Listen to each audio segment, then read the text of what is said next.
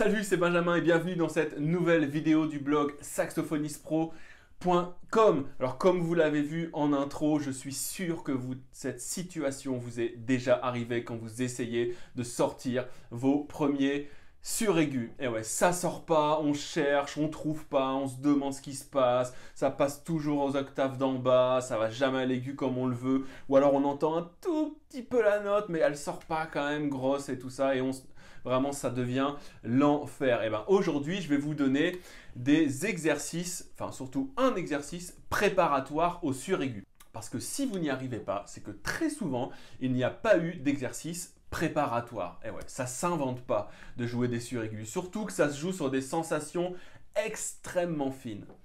Donc je vais vous montrer ce que moi j'ai fait et comment j'ai fait pour pouvoir sortir les suraigus jusqu'au ré. Donc la première chose à faire, c'est que je vais prendre mon bec et en fait je vais m'entraîner à faire du bending. Donc le bending, qu'est-ce que c'est?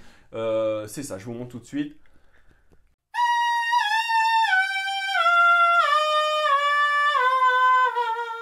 Jouer des gammes avec son bec ou bien simplement s'amuser avec.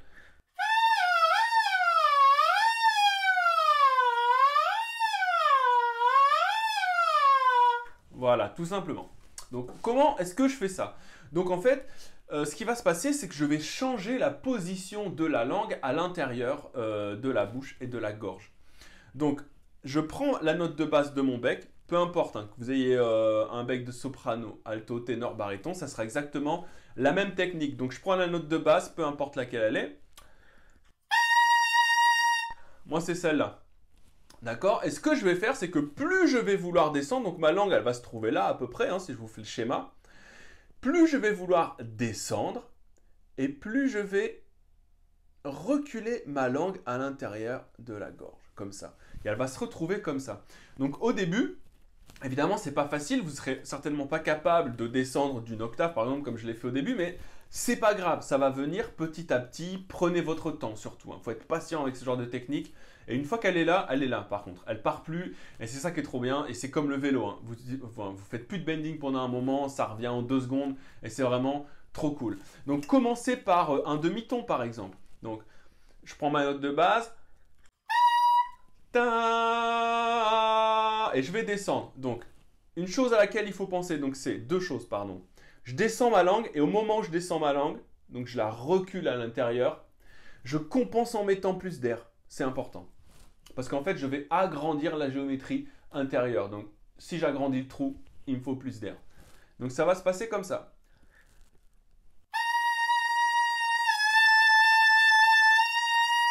Et je remonte. Et ce qu'on peut faire aussi, c'est essayer de tenir la note qu'on vient de descendre. Donc, ta. Et je tiens, je tiens.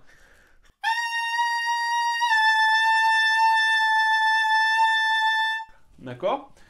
Quand vous êtes à l'aise, j'essaye de descendre encore d'un demi-ton.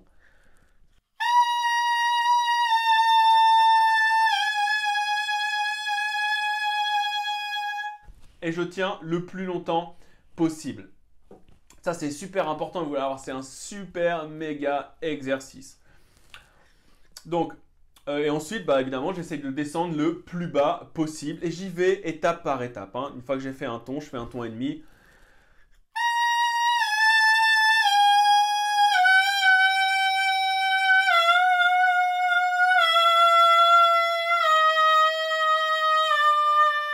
Etc. Là, j'avais plus d'air, je pouvais plus descendre. Puis après, une fois que j'ai bien la technique, je peux m'amuser à faire des gammes, par exemple. Je prends ma note de départ, je vais jouer une gamme majeure.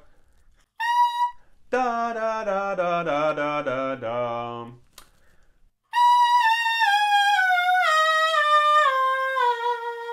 Et je vais toujours reculer jusqu'à temps que je puisse plus. Donc là, je vais vous faire la démonstration jusqu'au plus bas que je puisse aller et on va voir au moment où je décroche.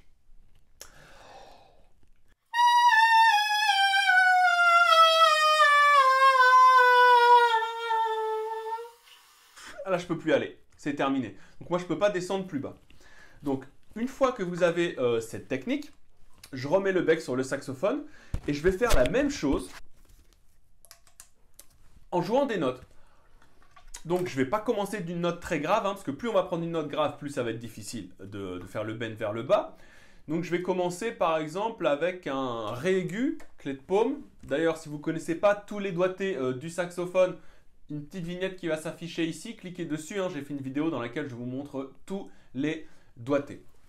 Donc on y va, je joue mon Ré et j'essaie de descendre d'un demi-ton. Et donc de descendre au Do dièse. En faisant évidemment le bending.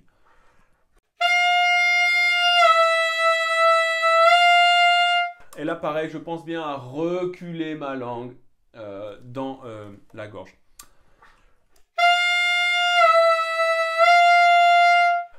À partir de ce Ré, je peux aussi descendre d'un ton. Donc faire Ré, Do, Ré, en gardant le doigté du Ré évidemment.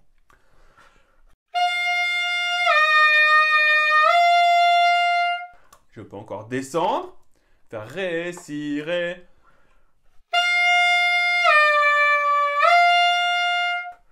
Et Si bémol.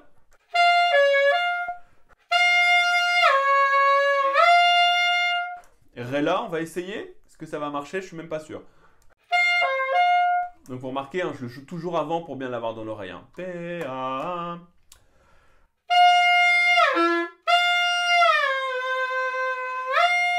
Vous avez vu, ça a décroché la première fois. Hop, j'ai ajusté ma sensation et ma position pour pouvoir faire en sorte que ça sorte. Donc ça, c'est un super exercice, hein, vraiment en prévention pour les suraigus.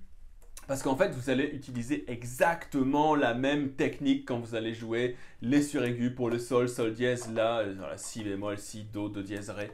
Et même plus haut encore. Il y a des saxophonistes, moi, que j'ai entendu monter jusqu'au sol encore au-dessus. Moi, je suis incapable de le faire. Alors là, il faudra m'expliquer d'ailleurs. S'il y a un professionnel qui passe par là, qui sait jouer des suraigus pareils, arrête-toi, mets-moi un commentaire. Où on se Skype, on s'appelle et apprends-moi ça parce que vraiment j'ai cherché mais ça je peux pas. Donc jusqu'au Ré c'est déjà très bien.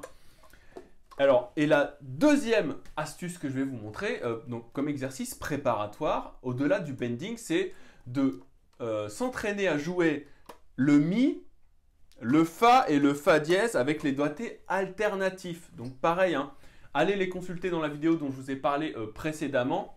Si vous ne voyez pas de quoi je parle, je vais vous la remontrer de toute façon. Donc pour jouer le Mi alternatif, je vais utiliser la clé ici frontale, la clé du La, la clé du Sol, plus la clé d'octave, ça va me jouer un Mi. Parce que pareil, contrairement au doigté traditionnel, je dirais, il va falloir ajuster la position de la langue pour les jouer correctement. Donc ça, c'est un super entraînement. Le Mi, le Fa et le Fa dièse.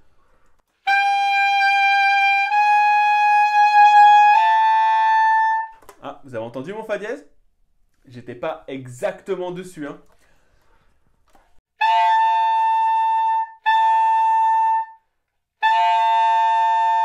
Donc là, j'essaye de chercher pour vous la sensation où je suis entre deux notes. Hein.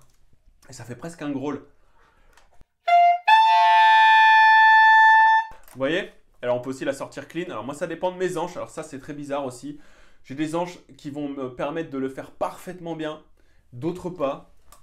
Voilà, le secret des anges, enfin voilà, les anges, on en parlera dans une autre vidéo, mais vous voyez de quoi je parle.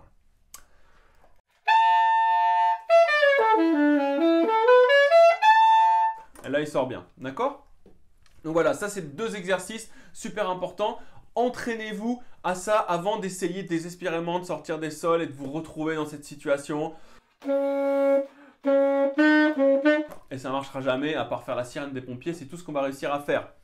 Donc voilà, entraînez-vous bien à ça, c'est hyper important et une fois seulement que vous êtes à l'aise avec ces techniques-là, on peut essayer de passer au suraigu et de sortir des jolis sols.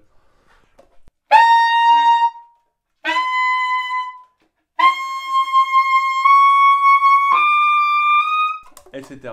etc.